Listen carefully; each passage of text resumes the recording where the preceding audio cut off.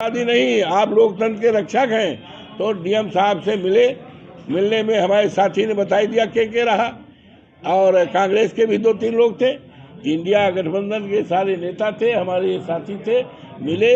जिलाधिकारी को इस बात का आगाह किया गया कि निष्पक्ष चुनाव होने के लिए 22 में जो अधिकारी कर्मचारी की ड्यूटी लगाई गई थी उसी सूची को आप निकाल लो, ना उससे काम चले तो भाई 4 जून को जब चुनाव जिसका रिजल्ट आया है उसमें जो लगाए गए उनकी सूची निकाल लो। लेकिन भारतीय जनता पार्टी के दफ्तर से कोई सूची न ली जाए और न भारतीय जनता पार्टी या सरकार के दबाव में चुनाव में ड्यूटी न लगाई जाए। निष्पक्ष चुनाव तभी होगा जब सूची जो है सरकारी सूची, सरकारी जो अभी तक कराए हैं उन्हीं में से लिया जाए, और जो मौजूदा तरह की जा रही है उसमें हम लोगों को सूची आ गई है, जानकारी मिल गई है कि भारतीय जनता पार्टी के लोगों की ही सूची किसी तरह से जो रहे हैं उन्हीं की लगाई जा रही है।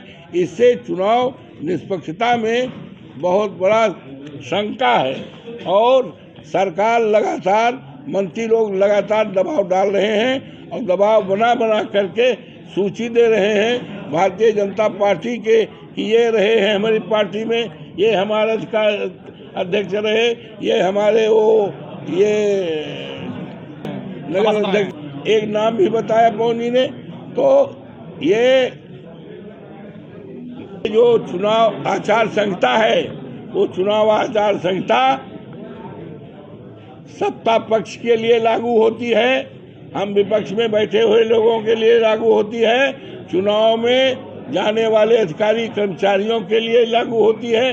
हमने आज इसलिए प्रेस किया है और प्रदेश को, देश को बताओ, चुनाव आयोग को बताने का काम किया है कि आचार संहिता का पालन सरकार के लिए भी, हमारे लिए भी और चुनाव में ड्यूटी लगाने वाले के लिए ही पालन किया जाए। इसकी सूची हमने दिया है, इसी के लिए बुलाया है। मुझे उम्मीद है समाजवादी पार्टी निष्पक्ष चुनाव चाहती है। समाजवादी पार्टी के प्रत्याशी के रूप में श्री अजीत प्रसाद जी घोषित हैं।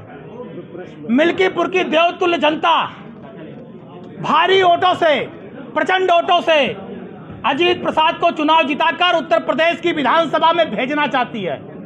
मिल्कीपुर की जनता भारतीय जनता पार्टी को नकार रही है।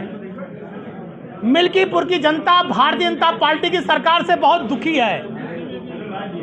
हार के डर से हताश होकर भारतीय जनता पार्टी की सरकार जो सरकारी कर्मचारियों की ड्यूटी चुनाव में, मतगणना में या चुनाव से संबंधित कार्यों में लगती है, उसमें आज वो भारतीय जनता पार्टी के जो कार्यकर्ता रहे, एजेंट रहे हैं, भारतीय जनता पार्टी के सिंबल पर चुनाव लड़ चुके हैं, भारतीय जनता पार्टी के पदाधिकारी रहे हैं, ऐसे लोग की ड्यूटी सरकारी कर्मचारी के रूप में लग रही है। एक चावल बता देता है चावल पका है कि चावल कच्चा है। एक नाम बता दे रहा हूं, श्री संजय शुक्ला, जिनकी ड्यूटी पीठासीन अधिकारी के रूप में लगी है। ये भारतीय जनता पार्टी के सभासद अयोध्या से कई बार रहे हैं, नगर के अध्यक्ष रहे हैं, भारतीय जनता पार्टी के घोषित पदाधिकारी हैं। अगर आप मीडिया के बंधु जाकर सूची ध्यान से देखेंगे तो उसमें सैकड़ों नाम ऐसे मिलेंगे जो भारतीय जनता पार्टी के वर्तमान में क्रियाकलापों से जुड़े हुए हैं। आज हमारा पूरा प्रतिनिधिमंडल, माननीय सांसद जी, माननीय आनंद सेन जी, जिलाध्यक्ष जी और सारे पदाधिकारी जिलाधिकारी महोदय से मिलकर इस बात की मांग किए हैं कि चुनाव निष्पक्ष हो। ऐसे किसी आदमी को चुनाव ड्यूटी में न लगाया जाए जो भारतीय जनता पार्टी का कार्यकर्ता और पदाधिकारी है। निष्पक्ष चुनाव प्रणाली होनी चाहिए। 2024 में लोकसभा का चुनाव हुआ, जो कर्मचारी लगे थे आप उनको लगा लीजिए। 2022 का विधानसभा चुनाव हुआ, जो सरकारी कर्मचारी लगे थे आप उनको लगा लीजिए। ये सारे कर्मचारी कोई समाजवादी पार्टी कार्यालय से नहीं लगाए गए थे, क्योंकि 22 में जब चुनाव हुआ तब भी भाजपा की सरकार थी, 24 में लोकसभा का चुनाव हुआ तब भी भाजपा की सरकार थी। उस समय जो अधिकारी कर्मचारी लगे थे आप उन्हीं को लगा लीजिए। निष्पक्ष चुनाव कराइए। समाजवादी पार्टी निष्पक्ष चुनाव चाहती है। समाजवादी पार्टी आचार संहिता का अक्षर साफ पालन कर रही है और अक्षर साफ पालन निर्वाचन आयोग से भी चाहती है। हम चाहते हैं भारतीय जनता पार्टी के कार्यकर्ता, पदाधिकारी सत्ता के दबाव में पीठासीन अधिकारी या चुनाव संबंधित किसी क्रियाकलाप में न लगाए जाएं। और जो पीडीए हमारा है, आज हम देख रहे हैं, सूची आप देखेंगे तो उसमें बहुत झोल है। सरकारी कर्मचारी तो हर बिरादरी के हैं, सामान्य वर्ग के भी हैं, पिछड़े वर्ग के भी हैं, दलित भी हैं और अल्पसंख्यक वर्ग के भी हैं, चारों वर्गों के हैं। तो हमें चाहते हैं चारों वर्ग के कर्मचारी लगाए जाएं। कुछ विशेष